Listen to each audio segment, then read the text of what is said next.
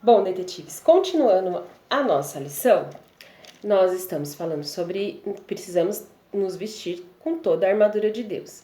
E aí a lição vai falar agora sobre a espada, que é a palavra de Deus, e o escudo da fé, que apaga todos os dardos inflamados do maligno, as suas armadilhas. Vocês podem deixar a Bíblia agora aberta em Mateus 4. Nós vamos ler do versículo 1 ao 11. E aí, o que acontece? O começo do versículo, o Espírito de Deus levou Jesus para o deserto. E lá ele jejuou 40 dias e 40 noites. Sabendo disso, Satanás foi lá tentá-lo e sabia que ele estava com fome. E aí ele chegou perto dele e disse: olha, se você é o filho de Deus, faça com que essa pedra se transforme em pão. Como Jesus conhecia a sua intenção, mas também tinha memorizado a palavra de Deus, ele aniquilou essa armadilha do diabo com a palavra. E aí eu coloquei aqui para vocês verem, Deuteronômio 8:3 foi o local onde Jesus estudou e memorizou. Para te dar a entender que o homem não viverá só de pão, mas de tudo que sai da boca do Senhor viverá o homem. Vamos ler o que Jesus disse.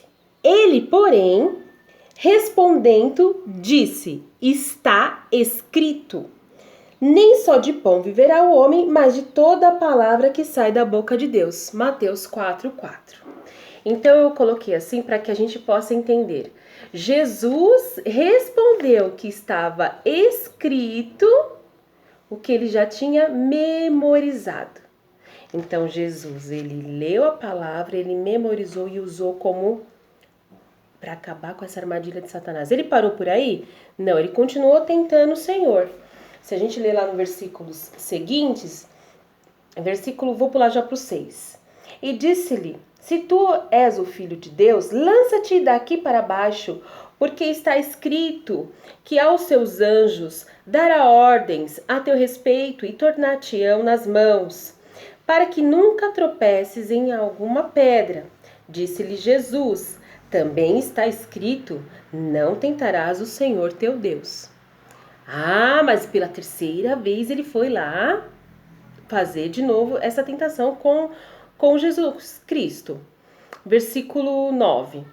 E disse-lhe: tudo isso te darei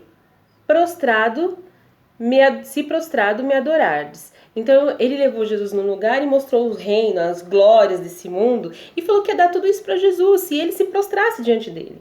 Jesus, versículo 10. Então disse-lhe Jesus: vai-te, Satanás, porque está escrito: ao Senhor teu Deus adorarás e só a ele servirás.